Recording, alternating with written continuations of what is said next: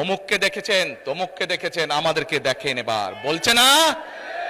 আরে ভাই, আপনাদেরকে তো মানুষ ৭১ সালেই দেখেছে, ইতিহাস মুছে ফেলা যায় না। কয়েকদিন যাবত আমরা কি দেখছি? আমরা দেখতে পাচ্ছি তারা বিভিন্নভাবে মানুষকে কতগুলো কথা বলছে, যা সম্পূর্ণভাবে মিথ্যা কথা, এবং শুধু মিথ্যা কথাই না, গুনার কথা তারা বলছে। আসুন প্রথমে তাদের মিথ্যা কথাটা কি বলছে সেটি আমরা দেখি। কি সেই মিথ্যা কথা? প্রিয় ভাই বোনেরা, আজ আমরা যে মাটিতে দাঁড়িয়ে আছি, এই মাটির নাম কি বলেন তো? কে মাটির নাম? বাংলাদেশ।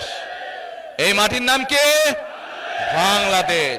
19৭১ সালে এই মাটিকে, এই মাটির সাথে রক্ত মিশে আছে আমাদের মুক্তিযোদ্ধাদের, বুকের রক্ত, তাজা রক্ত ঢেলে দিয়ে মুক্তিযোদ্ধারা এই দেশকে স্বাধীন করেছেন। এই যেই দলটি সম্পর্কে আপনাদেরকে সজাগ থাকতে বলছি, আমরা দেখেছি তখন কি ভূমিকা ছিল তাদের।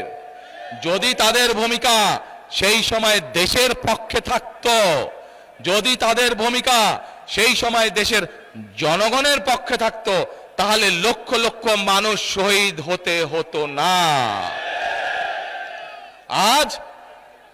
আজ এত মানুষকে শহীদ হতো না 19৭১ সালে। আজ তারা বলছে অমুককে দেখেছেন, তমুককে দেখেছেন, আমাদেরকে দেখেন এবার, বলছে না?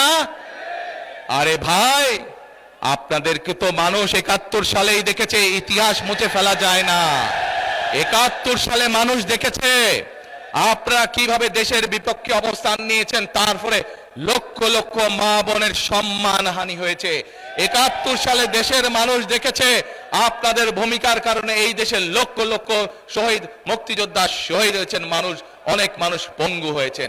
কাজেই আপনাদেরকে আমরা আরো 50 বছর আগে দেখে ফেলেছি আপনাদের ভূমিকা কি।